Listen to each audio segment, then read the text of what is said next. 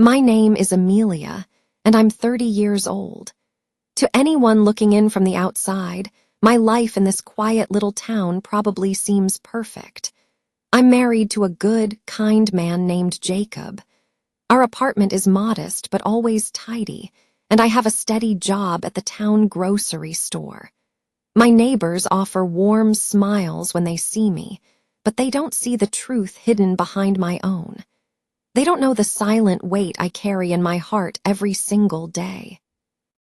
Each morning, I wake up with a feeling of dread, and each night, a silent tear escapes before I fall asleep. A year ago, I made a life-altering mistake. I married Jacob. He is 35 and by all accounts a wonderful man. He gets up before I do to make my coffee. He surprises me with flowers every Friday. He tucks sweet, handwritten notes into my lunch bag, calling me his sunshine and kissing my forehead before he leaves for work. He loves me with a devotion that I can't return. I try my best to be the wife he deserves. I say thank you for his gestures. I smile at all the right moments. But inside, my heart is a vacant room. I married Jacob because my own heart was in pieces. Before him, there was another man, Ethan. He was my first love, the one I thought I'd spend my life with, but one bitter winter, Ethan left. He claimed he wasn't ready for a serious commitment, but my love for him was absolute. His departure left me feeling adrift in a cold, empty ocean. For weeks, I couldn't eat or sleep. My heart felt physically broken. It was during that dark time that Jacob entered my life. He was gentle. He was a patient listener. His smile was warm and constant, and he never pressed me with difficult questions. One evening, he told me, "Amelia, you are an incredible woman. I just want to see you happy again." I was still drowning in sorrow, but I said yes. I said yes to a dinner date. I said yes when he offered to help me fix things around my apartment. And one day, I said yes to his marriage proposal. I convinced myself that love might grow over time, that his kindness would be enough to heal me, that he could make me happy. I was deeply mistaken. Now, my life is a performance. I play the part of the loving wife he needs, but it's a role I was never meant for. One evening, Jacob prepared my favorite meal, pasta with garlic bread. He lit candles and put on soft music. He was wearing the blue shirt I once said I liked. He looked at me across the table, his eyes full of adoration, and said, "You mean everything to me." I smiled, but a chill ran through me. After dinner, he suggested a walk. We went to the small park nearby, the same park where he had proposed. The night was clear, the sky blanketed with stars. We stopped beneath a large oak tree. Jacob squeezed my hand. "I remember this day so clearly," he said. "The day you said yes. It was the happiest day of my life." I looked at his face, so full of genuine love and joy, and the emptiness inside me felt vast and cavernous. I wanted to scream the truth, to tell him I had never loved him, but the words died on my lips. That night, sleep was impossible. I lay in bed, staring at the shadows on the ceiling, my chest tight with unshed tears. The next day at work was a blur of forced pleasantries. I smiled at customers, scanned their groceries, and engaged in meaningless small talk, feeling like an imposter in my own life, a character in a story that wasn't mine. When I came home, Jacob greeted me with a kiss. "How was your day?" he asked. "It was fine," I replied, forcing another smile. That evening, I met my best friend, Chloe, at a little cafe by the lake. She took one look at me and said, "Amelia, you look exhausted. Is everything all right?" I took a shaky breath, stared at my hands, and finally confessed. "I don't love him, Chloe. I never have." Chloe listened patiently. "Then why did you marry him?" she asked gently. "I was broken," I admitted. "Ethan had just left me. I couldn't bear being alone." Jacob was so kind, and I thought his kindness would be enough. Chloe reached across the table and took my hand. "You deserve real happiness, Amelia," she said, "and so does he." I knew she was right, but the thought of what I had to do filled me with terror. Was it too late? Had I already ruined both of our lives? That weekend, Jacob tried to plan a special night. He bought tickets to a new comedy movie. "Let's just go out and have fun," he said. "I miss seeing you truly smile." I didn't want to go, but I said yes. I always said yes. I put on a pretty dress and red lipstick, looking the part of a woman on a date night, but feeling nothing inside. At the theater, he held my hand and laughed loudly at the jokes, glancing at me to share the moment. I did my best to mirror his smile. After the movie, he asked, "That was fun, wasn't it?" I simply said, "Yes," while my heart screamed, "No, I wasn't happy." Later, sitting on the couch with tea, he wrapped his arm around me. "I've missed you, Amelia," he whispered. I couldn't bring myself to look at him or respond. The words I was holding back were a physical pressure in my chest. "Please, just let me go."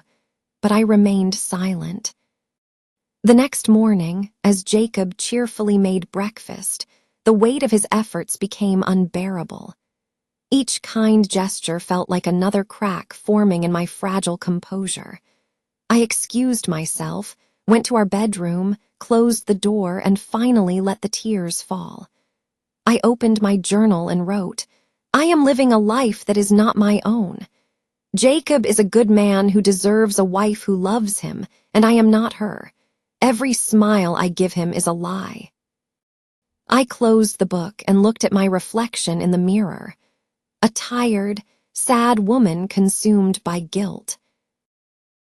That evening, I stood by the window, watching the world outside. Children were playing, a dog was chasing a ball, the sun was setting in a blaze of color. The world was vibrant and alive, but I felt utterly frozen.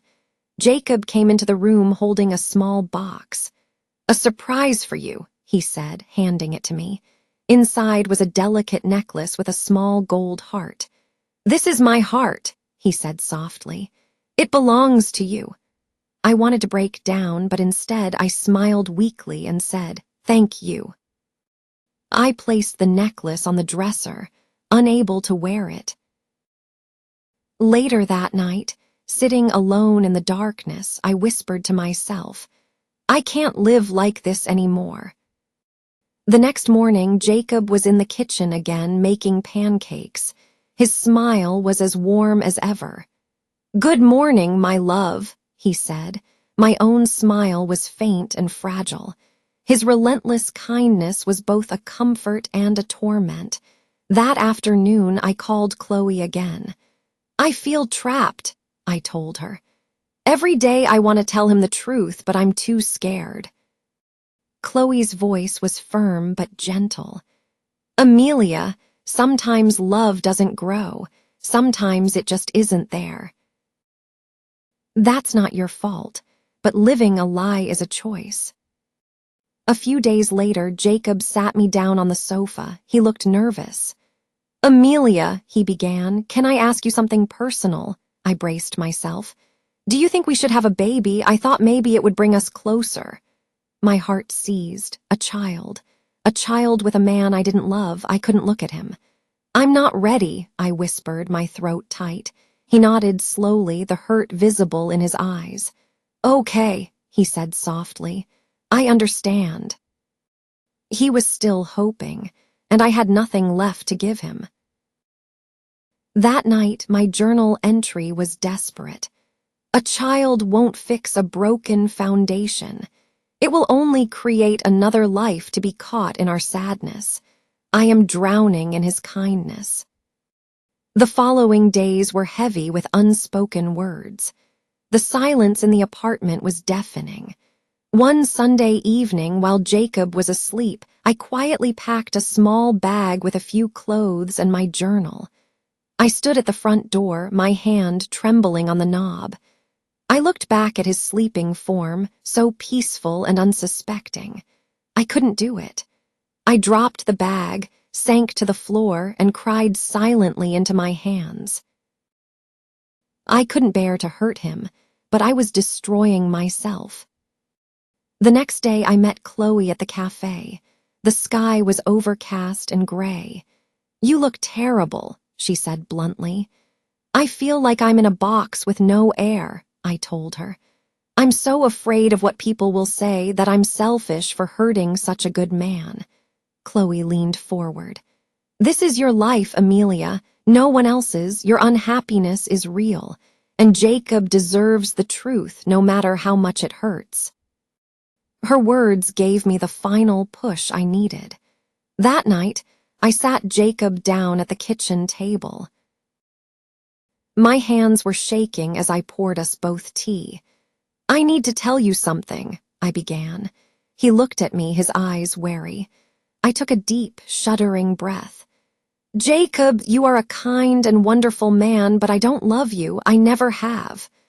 I rushed on, explaining that I had married him out of pain and loneliness, hoping love would follow. He was quiet for a long time, staring at his hands. Then he looked up, his expression filled with a profound sadness. "I knew," he said softly. I was stunned. "You did. I could see it in your eyes, Amelia," he said, his voice cracking. "You were never really here with me. I just didn't want to believe it." Tears streamed down my face. "I am so sorry," I whispered. He nodded slowly. "I love you," he said. "I truly do, but I can't be the only one in this marriage. If your heart isn't in it, I can't force you to stay." His grace in that moment broke me completely. There was no anger, just a deep, quiet sorrow that filled the room. That night, I slept on the couch. The next few days were awkward and strange. We were like two ghosts haunting the same apartment. He still made 2 cups of coffee in the morning, leaving one on the counter for me, but the little notes and warm smiles were gone. A week later, I told him I needed to move out. He wasn't surprised. He helped me carry my few boxes to the door. "Take care of yourself, Amelia," he said, his voice thick with emotion. "You too, Jacob," I replied. "Thank you for everything." Mia was waiting for me in her car.